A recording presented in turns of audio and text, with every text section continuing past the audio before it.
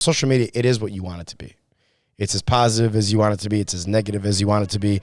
It's as dark as you want it to be. It's as light as you want it to be. Like, social media, it is what you want it to be. But to be the man, you gotta beat the man.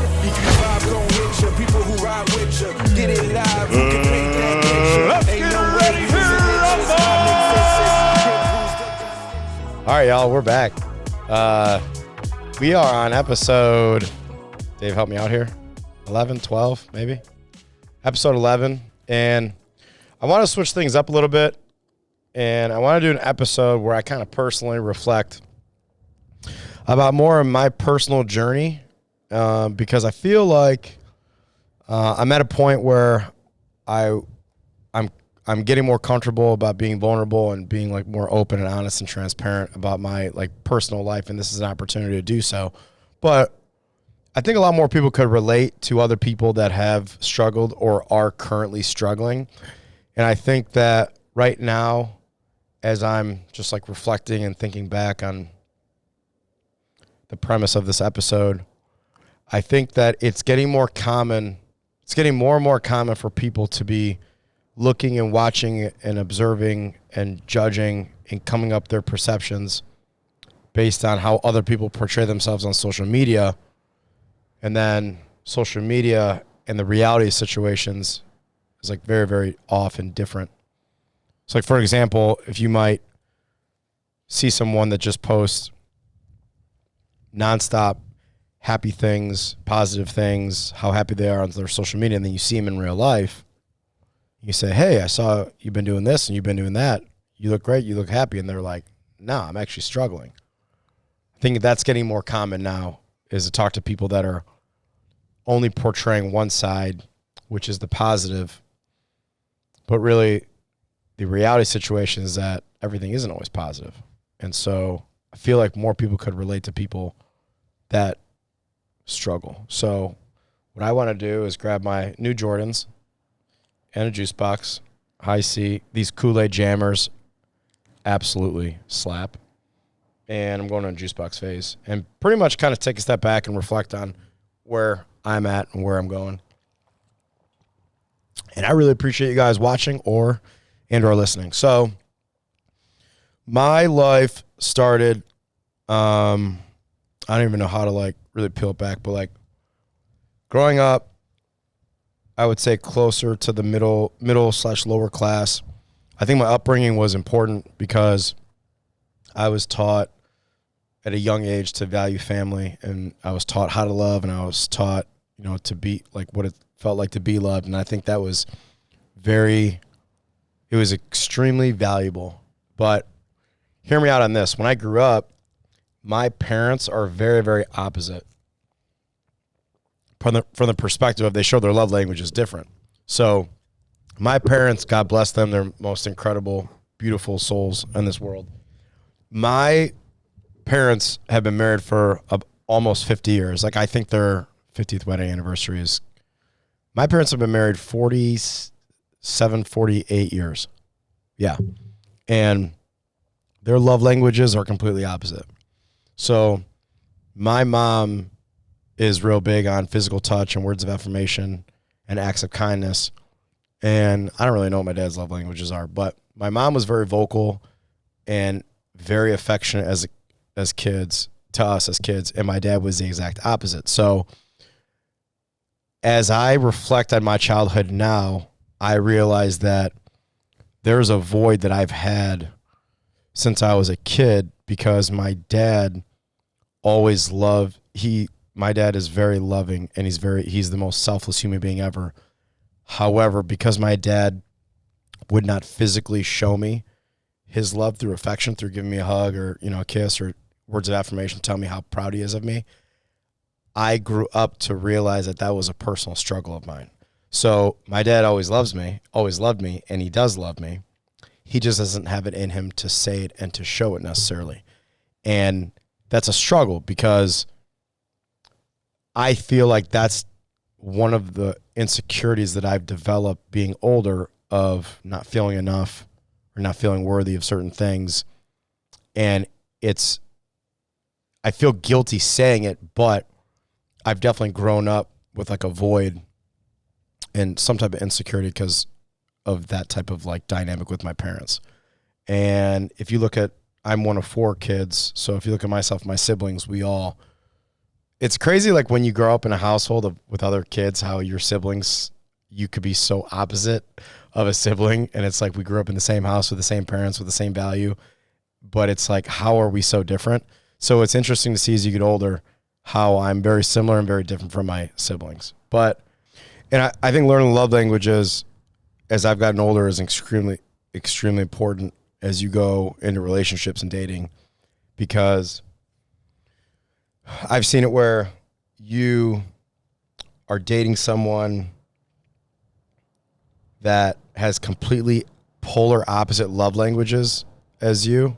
This happened to me personally, and all I've done is just resent the person the whole time, but really like they just don't have it in them to acknowledge your love language. I think that's a big thing to identify. But this whole thing doesn't to me about relationships. I'm just kind of speaking my mind. But back to the struggle. When I moved to Dallas, Texas, I went through a rough patch financially because I got really, really poor. And I take pride in it. And I think that not enough people take pride in the down times and the bad times, and they, don't show that. And social media, I'm gonna kind of revert back to social media a lot in this episode, because this is a lot of what the episode has to do with, is like what people decide to show. It's tough because if I was to only show the struggles that I go through, that might not be so positive or uplifting for people to watch. And if I only show positive and uplifting things for people to watch on social media, then people could be like, well, he's a phony. He's not showing everything. So social media, it is what you want it to be. It's as positive as you want it to be. It's as negative as you want it to be. It's as dark as you want it to be. It's as light as you want it to be. Like social media, it is what you want it to be. And the algorithms, they listen to you, they watch you, they analyze you. And there's a reason why if I talk about taking my girlfriend on vacation to the beach, I'm going to pick up my phone and it's nothing but beach vacations. So like, I know this is like Captain Obvious. You guys know all this, but they're watching and listening to everything that we're saying and doing. So they're going to feed you everything that you want to see and everything that you want to do and everything that you want to hear. I'm at a point now in life where I'm being more critical, I feel like, of other people on social media, because all they do is post positive stuff. But then I kind of look to myself and say, well, that's kind of me too. So I guess I want to take an opportunity to talk more about my struggle, because maybe that'll relate to more people. I just got into reading a couple of years ago, and reading has been a very influential part of my life. And a few books that I've read that have made a massive impact to me in my life. One is called Can't Hurt Me from David Goggins. One is called Mind of a Millionaire. Another one is Relentless by Tim Grover. And I want to talk about Mind of a Millionaire for a minute. Mind of a Millionaire talks about the psychological aspect of becoming a millionaire. And one of the things it talks about in the book that stuck with me personally is that it gave it the example that if your great-grandpa grew up poor, and your grandpa grew up poor, and your dad grew up poor, and all your uncles are poor, and your brother's poor, but what makes you think that you're so special to be rich? Or if your great-grandpa was out of shape, and your grandpa was out of shape, and your dad was out of shape, all your uncles are out of shape, your brother's out of shape, what makes you think that you're worthy of being in shape? And so a lot of people go through life thinking because no one in their family bloodline was whatever, financially free, wealthy, fit, healthy, in good shape, entrepreneurial, a good father, a good role model. Like, people struggle with thinking that they are worthy of having that. And I have made absolute, like, massive amounts of progress in a lot of aspects in my life. But one thing that I personally struggle with is definitely not feeling like I'm worthy. And so it's really fucked up when you think about it, because I have a consistent work pattern. I consider myself very disciplined in like certain aspects of my life. And it's just crazy to me how in some aspects of my life, I feel like I'm so worthy. In other aspects of my life, I don't feel like I'm worthy at all. And so maybe some of you guys go through that too, but that's something that I've personally been struggling with as well. So I'll give you an example. Let's say I wanted to lose 30 pounds. I'm going to use this example. Let's say I wanted to lose 30 pounds. And I started on an exercise workout program. I started a new diet. And I'm 1 month in, and I've lost 5 pounds. I keep at it, and I keep at it, and I keep at it. Month 2, I lost another 5 pounds. I'm down 10 pounds.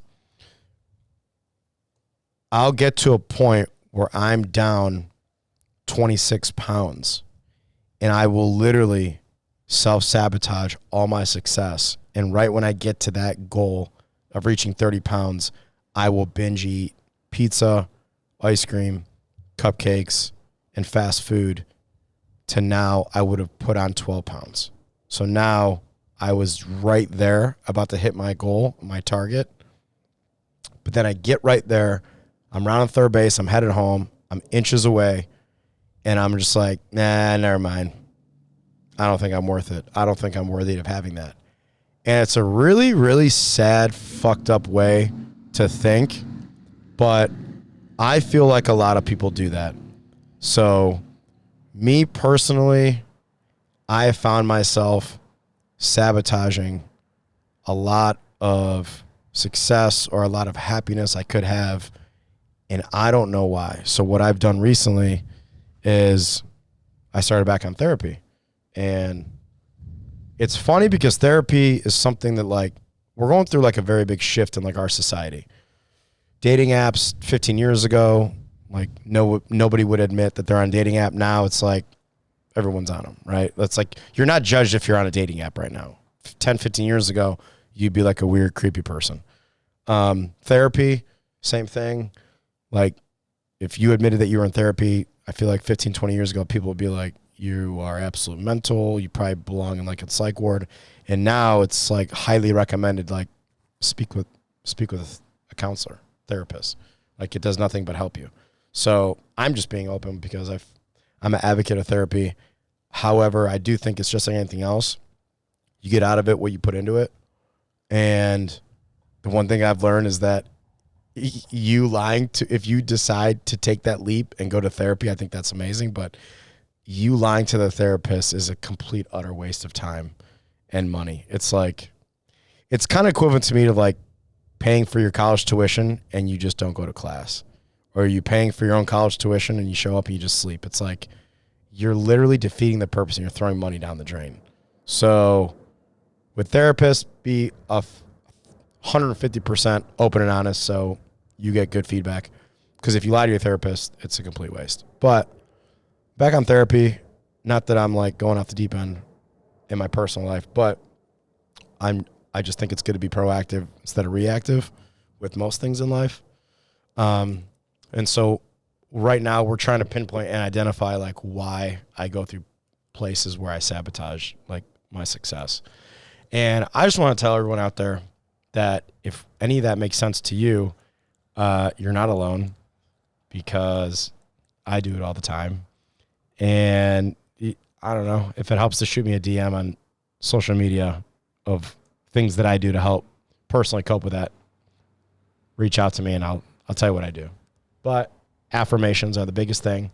I've noticed that in the morning, when I start off my morning routine, I have to be very, very disciplined. And the first 2 hours of my day, if I don't start off the day like jumping out of bed like a rocket and being very structured of the time I leave the house to the time I get to the chiropractor, to the time I get to the gym for my first workout, to the time I, get out of the gym to start my work day, if I don't stick to that and do my affirmations, my whole day will be completely like almost backwards. So I have a morning routine that has personally worked very well for me. I'll go to the gym, do some light cardio, stretching. I read a book that's influential to me in the sauna. So I'm kind of killing two birds at one stone. And then just shower up and start my work day. I'm usually out of the gym by 8:30, 9 a.m. and I'm ready to kind of like kickstart the day in a really positive direction. However, I've noticed that if I don't do my affirmations where I tell myself I'm good enough, where I tell myself I'm worthy enough, where I tell myself I'm valuable enough and it's okay for me to be great, then I notice that my day isn't as well. So this is all like trial and error that I'm kind of learning as I go. Another big thing too is suicide. I don't think about suicide really that often. I would say like, I don't know, every 2-3 years.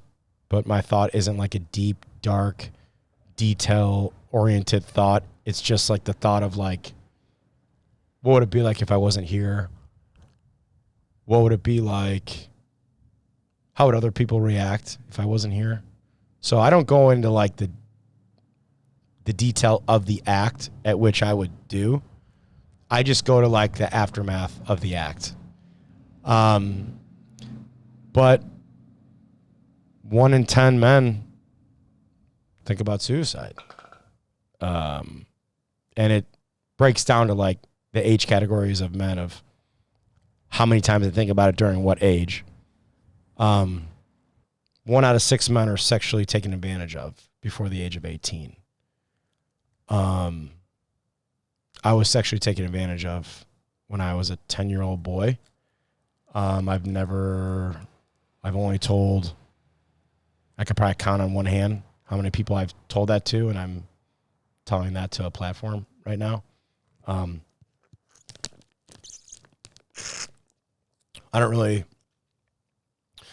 not in a place where I like want to go into the detail and go in depth of what happened. But I will say 1 in 6 men before the age of 18 have been sexually abused and they don't report it. And I'm 1 in 6. I'm one of those guys. So if you are one of those guys, then you're not a loser. You didn't do anything wrong. Just talk to somebody that could help you cope with that time. Because I've noticed that just like anything else, like myself and I'm sure other people like that don't talk about their problems, that just let it build up, it's really eating away. It could really just eat away at you. So I'm just a big advocate of seeking therapy, talk to a professional if that's something, if you're going through anything personally where you really need to just get things off your chest, because like all that matters, I feel like in life, is being fulfilled. And whatever you need to do to get to that point of fulfillment, if you're not hurting others, that's what you need to do. And I feel like if you have feelings as a man or woman that you really, really are struggling with, it's really important to just talk to somebody about, whether it's suicidal thoughts or being sexually abused in the past.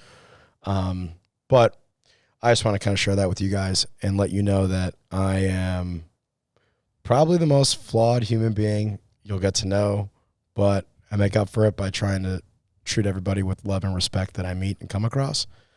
I think that social media is tough nowadays because I'll look at influencers that I feel like are like super positive, uplifting, and then I'll meet them in person and then like they're really rude and disrespectful. And I'm like, you're kind of like a fraud. And then other men or women will enhance the way that they look on social media, and I'll see them in person. I'll be like, you don't look anything like that. You're kind of a fraud.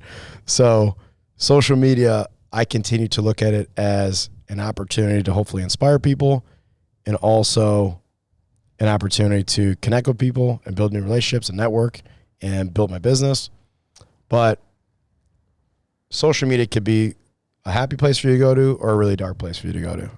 And I try to look at the positive in everything, but I feel like society nowadays is really going through a really big shift in people with AI, with robots, got fucking aliens that are like coming out on reports nonstop.